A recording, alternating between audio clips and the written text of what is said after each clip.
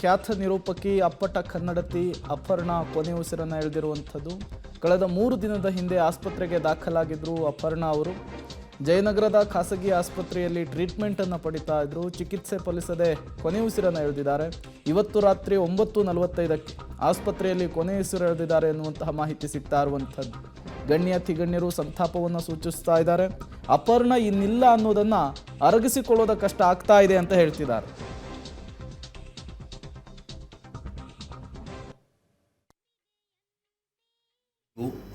ಯಾವ ಸಮಯದಲ್ಲಿ ಅಂತಿಮ ದರ್ಶನಕ್ಕೆ ಅವಕಾಶವನ್ನು ಮಾಡಲಾಗುತ್ತೆ, ಯಾವ ಸಮಯದಲ್ಲಿ ಅಂತಿಮ ಸಂಸ್ಕಾರ ಆಗುತ್ತೆ ಅನ್ನುವ ವಿವರಣೆಯನ್ನು ಇನ್ನು ಕೆಲ ತಾಸುಗಳಲ್ಲಿ ನಾನೇ ಖುದ್ದಾಗಿ ಬಂದು ಕೊಡ್ತೇನೆ. ಅಲ್ಲಿವರೆಗೂ ಎಲ್ಲರೂ ಯಾವುದೇ ಕೋಲಾಹಲವಿಲ್ಲದೆ, ಯಾವುದೇ ಅಡ್ಡಿ ಆತಂಕ ಇಲ್ಲದೆ ಸಹಕರಿಸಬೇಕು ಅಂತ ಕೋರ್ಕೊಳ್ತೇನೆ. ನಮಸ್ಕಾರ. ಓಕೆ, ಖ್ಯಾತ ನಿರೂಪಕಿ ನಟಿ ಅಪರ್ಣಾ ಅವರು ಇನ್ನೂ ನೆನಪು ಮಾತ್ರ. ಸಹಜವಾಗಿಯೇ ಈ ಸಂಗತಿಯನ್ನು, ಈ ಸುದ್ದಿಯನ್ನು ಅರಗಿಸಿಕೊಳ್ಳೋದಕ್ಕೆ ಕಷ್ಟ ಆಗುತ್ತೆ. ಇದೇ ವಿಚಾರಕ್ಕೆ ಸಂಬಂಧಪಟ್ಟಂತೆ ಮಾತನಾಡಲಿಕ್ಕೆ ATM ಸೀತಾರಾಮ್ ಅವರು ದೂರವಾಣಿ ಸಂಪರ್ಕಕ್ಕೆ ಸಿಕ್ಕಿದ್ದಾರೆ. ಸರ್ ನಮಸ್ತೆ. ನಮಸ್ತೆ ಸರ್, ಏನು ಹೇಳ್ತೀರಿ? ಏನು ಹೇಳೋದು, ಬಹಳ ಹೇಳದೇ ಇರೋ, ಏನು ಹೇಳೋಕ್ಕಾಗದೇ ಇರೋಂಥ ಸ್ಥಿತಿ. ಹೌದು, ಅವ್ರನ್ನ ಮೊದಲು ನೋಡಿದ್ದು ನನ್ನ ಗುರುಗಳಾದ ಪುಟ್ಟಣ್ಣವರು. ಅವರ ಕೊನೆಯ ಚಿತ್ರ ಮಸಣದ ಹೂವು ಚಿತ್ರದಲ್ಲಿ ನಾಯಕಿಯಾಗಿ ಅವರನ್ನ ಕರ್ಕೊಂಡು ಬಂದಿದ್ರು. ಮಸಣದ ಹೂವು ಚಿತ್ರದ ಹೆಸರು, ಪುಟ್ಟಣ್ಣವರ ಕೊನೆಯ ಚಿತ್ರ. ಅದರಲ್ಲಿ ಮಧ್ಯದಲ್ಲಿ ಹೋಗ್ಬಿಟ್ಟು ಪುಟ್ಟಣ್ಣವರು, ಅದಕ್ಕೆ ಇವ್ರನ್ನ ಕರ್ಕೊಂಡು ಬಂದಿದ್ರು. ಅಲ್ಲಿಂದ ಆಚೆಗೆ ಕನ್ನಡ ನಾಡಿನ ಕಿವಿಗಳನ್ನ ಆಳಿದ್ರು, ಅವರು ಮನಸ್ಸನ್ನ ಆಳಿದ್ರು.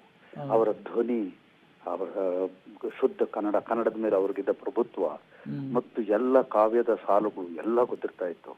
ಎಲ್ಲವನ್ನ ಸಾಮಾನ್ಯ ಜನರಿಗೆ ಹೇಳಿ ಕನ್ನಡವನ್ನ ಉಳಿಸ್ಕೊಳ್ಳೋದ್ರಲ್ಲಿ, ಕನ್ನಡವನ್ನ ಜೀವಂತವಾಗಿ ಉಳಿಸ್ಕೊಳ್ಳೋದ್ರಲ್ಲಿ ಬಹಳ ಅತ್ಯಂತ ಮಾಡಿದ ಅಪರ್ಣಾ. ಅಂತ ಧ್ವನಿ, ಕನ್ನಡದ ವಿಶಿಷ್ಟ ಧ್ವನಿ ಅದು.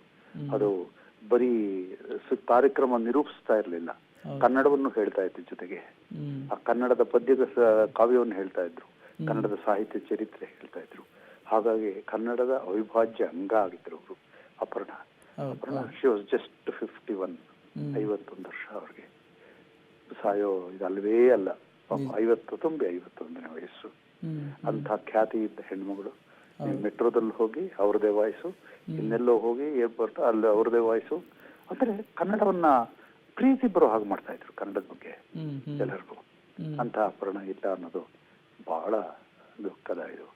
ಅವರ ಮೊಟ್ಟ ಮೊದಲ ಚಿತ್ರ ಪುಟ್ಟಣ್ಣವ್ರದ್ದು, ಮೊಟ್ಟ ಮೊದಲ ಧಾರಾವಾಹಿ ನನ್ನ ಮುಕ್ತ ಅಂತ ಅಂದ್ಕೊಂಡಿದ್ದೇನೆ ನನ್ನ ಇದಕ್ಕೆ.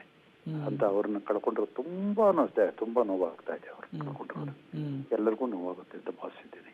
ಹೌದು ಹೌದು ಸರ್, ನಿಮ್ಮ ನಿರ್ದೇಶನದ ಮುಕ್ತ ಧಾರಾವಾಹಿಲಂತೂ ಅದ್ಭುತವಾದಂತಹ ನಟನೆ, ವಕೀಲರ ಪಾತ್ರದಲ್ಲಿ. ಹೇಗಿದ್ರು ಶೂಟಿಂಗ್ ಸೆಟ್ ನಲ್ಲಿ? ಆಮೇಲೆ ಯಾವ ವಿಚಾರಗಳ ಬಗ್ಗೆ ಜಾಸ್ತಿ ಮಾತನಾಡ್ತಾ ಇದ್ರು? ಅಂದ್ರೆ ಪಾಪ ಕನ್ನಡ ಇದು ಹೆಣ್ಮಕ್ಳು, ನಾನು ನಿರ್ದೇಶಕ ಬೇರೆ, ಹೆಚ್ಚು ಮಾತಾಡೋದಕ್ಕೆ ಇದಿರ್ತಾ ಇರಲಿಲ್ಲ. ಪಾಪ ಯಾವಾಗಲೂ ವಿತ್ ಸ್ಮೈಲ್, ಅದು ಯಾವಾಗಲೂ ಒಂದು ನಿರೂಪಣೆಗೆ ಬಂದಾಗ ಒಂದು ಸ್ಮೈಲ್ ಇರುತ್ತೆ ನೋಡಿ ಅವ್ರದ್ದು. ಅಫೆಕ್ಷನ್ ವಿತ್ ಬಿಸ್ನೆಸ್ ಅನ್ನೋ ಥರದ ಸ್ಮೈಲ್, ಅಫೆಕ್ಷನ್ ಇರ್ತಾ ಇತ್ತು ಅವರ ಇದರಲ್ಲಿ, ಸ್ಮೈಲ್ ಅಲ್ಲಿ ಯಾವಾಗಲೂ.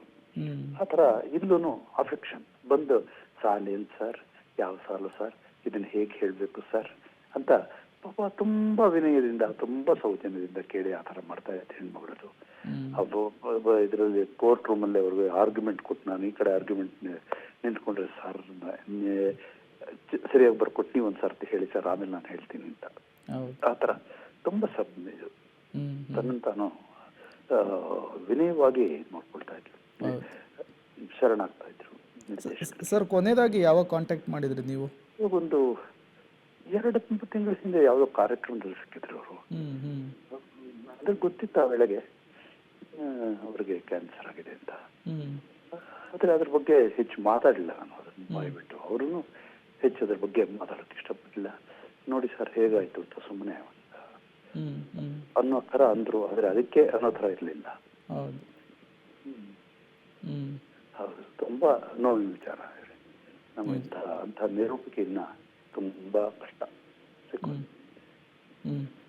ಓಕೆ, ಥ್ಯಾಂಕ್ ಯು ಸರ್, ಇಷ್ಟೊತ್ತು ಪಬ್ಲಿಕ್ ಟಿವಿ ಜೊತೆಗೆ ಮಾತನಾಡಿದ್ದಕ್ಕಾಗಿ.